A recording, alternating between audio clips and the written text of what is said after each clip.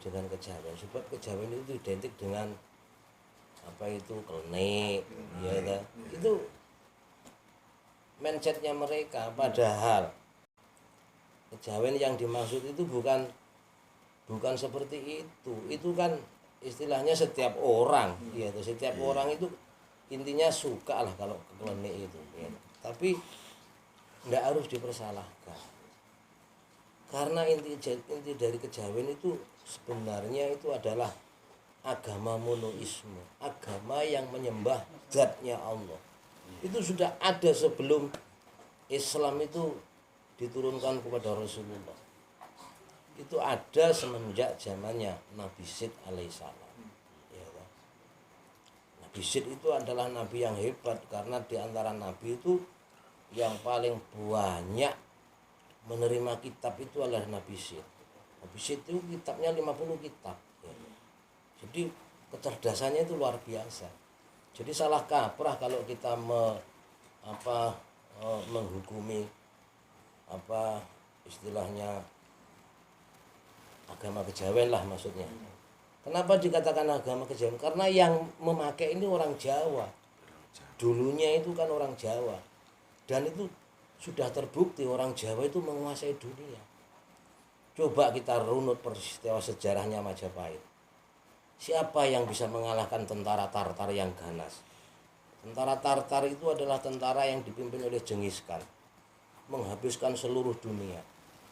Bahkan negara yang di Irak itu negara yang sangat hebat dihancurkan dalam 40 hari. Tapi justru Genghis Khan jatuh kepada putunya yang namanya Kubilai Khan. Itu kalahnya dengan orang Jawa, ilmu Jawa, ilmu yang makrifat Jawa ini. Ini yang harus kita ungkap di permukaan. Jadi orang-orang dahulu itu bukan orang bodoh. Contohnya bagaimana? Yang namanya simbolnya Majapahit itu dipindah di Demak Bintoro. Tidak pakai bulldozer, tidak pakai pesawat. Cukup dengan sekejap mata sudah pindah ke Demak Bintoro. Lah itu kalau ilmunya nggak tinggi masa bisa? Coba orang sekarang suruh pindah. Misalnya Kabupaten Tuban dipindah ke Surabaya. Membutuhkan orang berapa ribu. Itu cuma satu orang, ya kan? Dan itu ada semenjak zamannya Nabi Sulaiman memindah istananya Ratu Bilqis dari negeri Sabak ke negeri Yaman kan, di situ kan. Itu juga dalam sekejap. Jadi kalau kita menyalahkan ilmu kejawen itu, saya rasa itu terlalu prematur. Artinya kesusu, nggak mau belajar dulu sudah alergi dengan omongan orang. Itu aja saya rasa itu. Jadi kalau orang mengatakan buah itu simalakama pahit, tapi hanya ucapan, belum pernah menyicipi, bagaimana tahu kebenaran? Karena definisi benar itu adalah tahu aslinya. Kalau tidak tahu aslinya, jangan coba-coba menyalahkan. Pasti akan rancu, pasti akan rame. Nah, itu. Sedangkan Islam sendiri pun juga mengajarkan qad aflahal mu'minun. Di situ kan sudah cukup jelas. Sungguh beruntung orang mukmin itu. Beruntung bagaimana? Diteruskan lagi di dalam surat As-Samsi. Qad aflaha man zakaha wa qad khaba man dasyaha. Sungguh beruntung orang yang menyucikan jiwanya, dan sungguh rugi orang yang mengotori jiwanya. Nah, mengotori jiwanya itu bagaimana? Ya itu tadi, belum tahu, sok tahu. Nah, itu yang tidak boleh. Makanya kalau ingin tahu kebenaran sedulur sejati, Islam sejati, Islam kejawen, masuk dulu. Setahun, 2 tahun. Baru nanti tahu rasanya. Oh, ternyata begini, saya tidak bisa menyalahkan. Bahkan dalam perang yang hebat seperti Pak Soekarno, tatkala perang kemerdekaan, tentara itu dimotivasi dengan apa? Dimotivasi dengan perang Ramayana, cerita Bhagavad Gita. Seorang Arjuna yang ragu-ragu untuk berperang akhirnya dimotivasi dengan ilmu Bhagavad Gita. Dari mana Bhagavad Gita itu? Kan dari ajaran Hindu.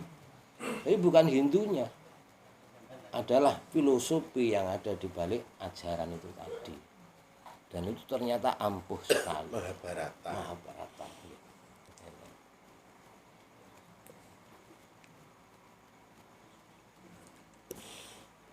Ya, benar. Yeah.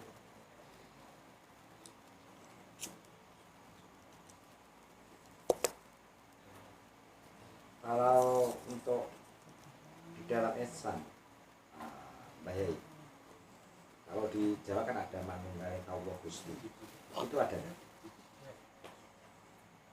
Kalau Islam tidak ada. Yang ada adalah ajaran, sebenarnya itu bukan Manunggaling Kawula Gusti. Di dalam ajaran Islam itu ada torekoh yang beraliran wahdatul wujud. Wahdatul wujud itu nek cara basa Jawane ya Manunggaling Kawula Gusti niku, ya kan. Ada aliran wahdatul wujud, ada aliran ahlu sunnah wal jamaah, ada aliran jabariyah. Ya. Sebenarnya kalau kita telisik secara garis lurus, ya, Manunggaling Kawula karo Gusti itu sebenarnya adalah puncak daripada makrifat. Sebab orang itu kalau sudah makrifat kepada Allah, maka si hamba ini tidak ada. Hamba bisa berbicara ini karena tajalinya dat. Hamba bisa mendengar ini karena tajalinya dat. Bahkan sampean berdoa, kita berdoa, ini pun dikabulkan karena bukan karena doa panjenengan, doa kita tidak. Itu pun tajalinya dat. Karena apa? Sebelum kita berdoa, Allah niku sudah menulis. Dalam kitab Lauhil Mahfuz niku sudah ditulis. Dulu mana doa dengan takdir. Ya.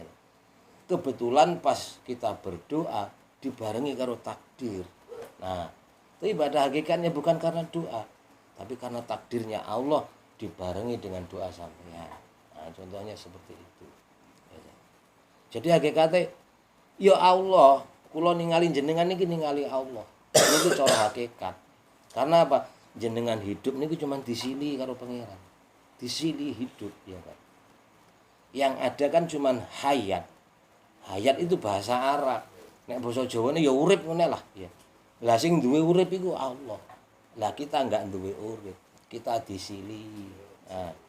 Nah itulah maka orang-orang tua dulu mengatakan Manunggaling Kawula karo Gusti, karena pada hakikatnya diri kita itu tidak ada. Yang ada itu hanya Allah. Yang ada itu hanya zat saja. Kan begitu. Jadi tidak salah, maka tidak boleh menyalahkan. Kita kaji dulu, kita telaah dulu, gitu. Yeah. Nah, gitu. Ya. Jadi enggak dhisik sing dimaksud Manunggaling Kawula karo Gusti itu bagaimana, ya. Nah, itu. Makanya kita ini kadang-kadang kan kebablasan toh. Kita bermain syariat terlalu nyel. Syariat nyel, ya syariat bloko. Ora gelem ngaji ilmu hakikat itu mah. Makanya nggak bisa ketemu. Karena apa? Hakikat harus ketemu syariat. Tasawuf harus ketemu dengan fikih. Kalau ingin sempurna harus seperti itu.